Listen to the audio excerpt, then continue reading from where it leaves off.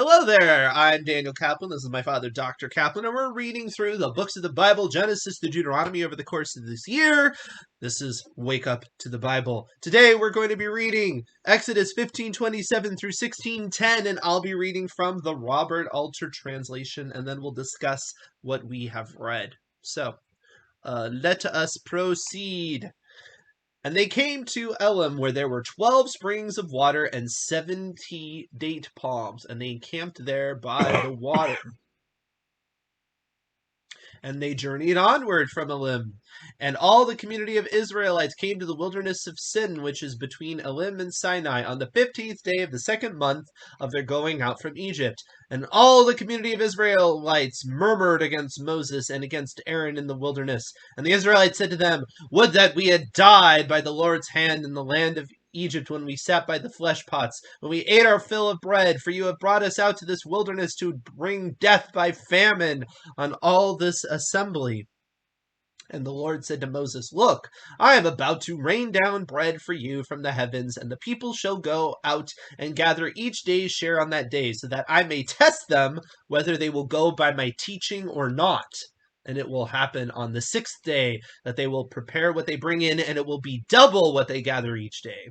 And Moses and Aaron with him said to the Israelites, "At evening you shall know that it was the Lord who brought you out from the land of Egypt, and in the morning you shall see the Lord's glory as he hears your murmurings against the Lord. And as for us, what are we that you should murmur against us?" And Moses said, "When the Lord gives your meat in the evening to eat, and your fill of bread in the morning, when the Lord hears your murmurings, that you murmur against him, and what are we? Not against us are your murmurings, but against the Lord."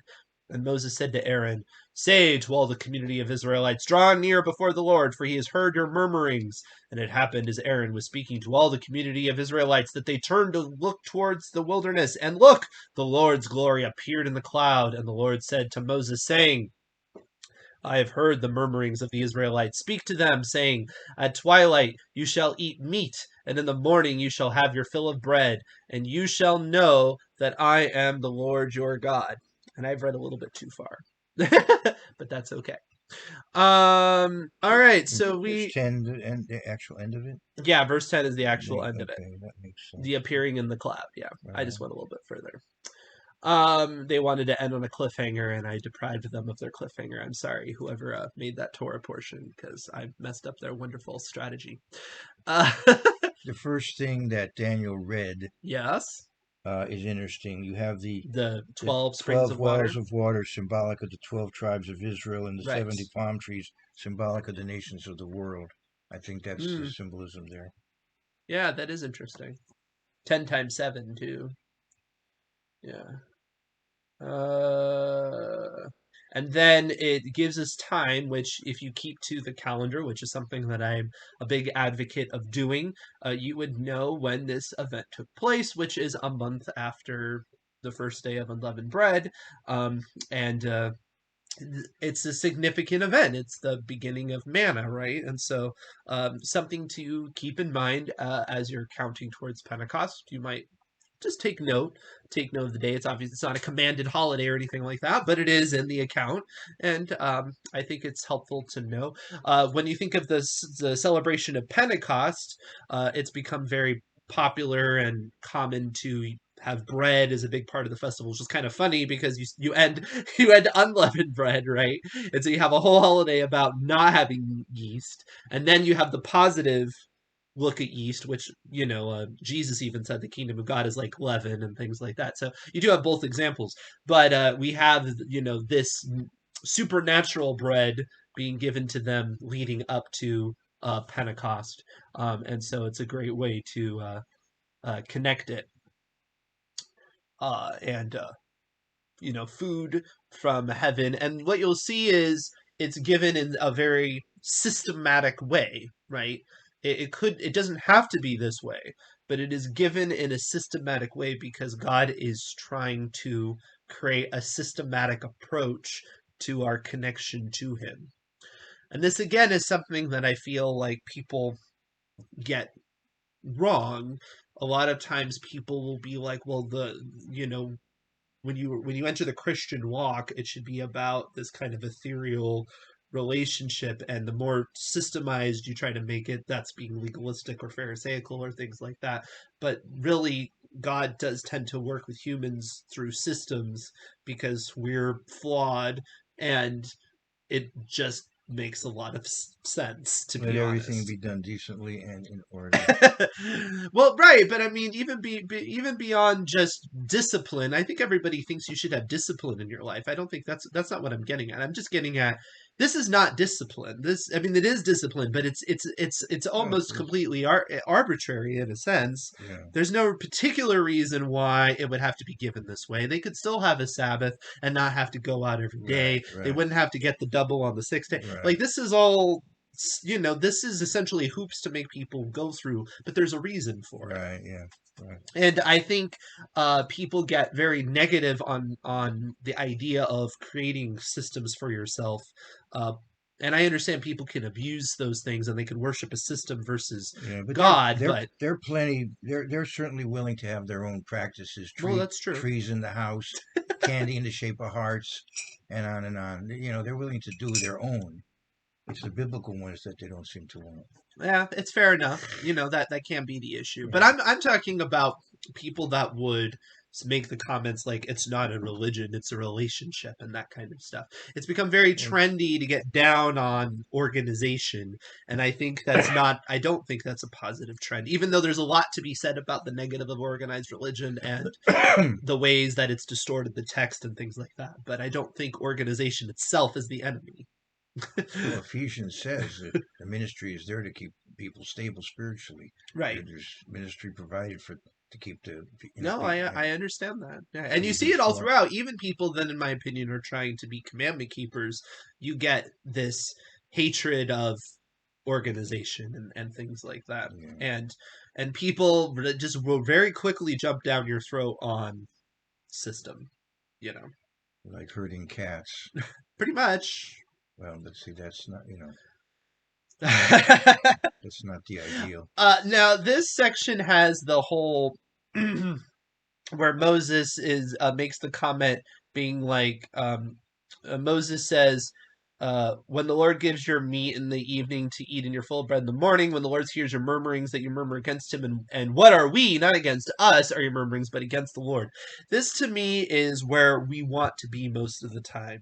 And I don't mean that most of us are like Moses in that we have quite this intimate of a connection to God exactly, although we do, in my opinion, through his divine revelation, right? Because you could say, well, how does God speak directly to us? Well, it's like it's right here, right? So if I'm standing in biblical grounds and people are resenting my perspective, you have to keep in mind that they're not resenting you, they're resenting God. And you could say, well, that sounds really pretentious, and I could say, well, I have to have confidence in something, right? And so, yes, I have to be careful about not adding my own self into the text. But if I come with boldness from the text and people are like, you're a horrible person. Unfortunately, it's not me that they're really griping with. It's God. So what am I supposed to do? And I can just and I think that's where it says ultimately in the New Testament, nothing shall offend you. I don't think the idea is that people don't say horrible things or things like that, but it's like, why should you take it personally when what they're just acting in rebellion towards reality itself. So, what's it to you? I was mentioning about baptism before. Another thing that often happens when you're baptized is circumstances sort of cause you to be somewhat isolated from your prior environment or your prior associations. Sometimes you bring it on yourself by trying to convert everybody else.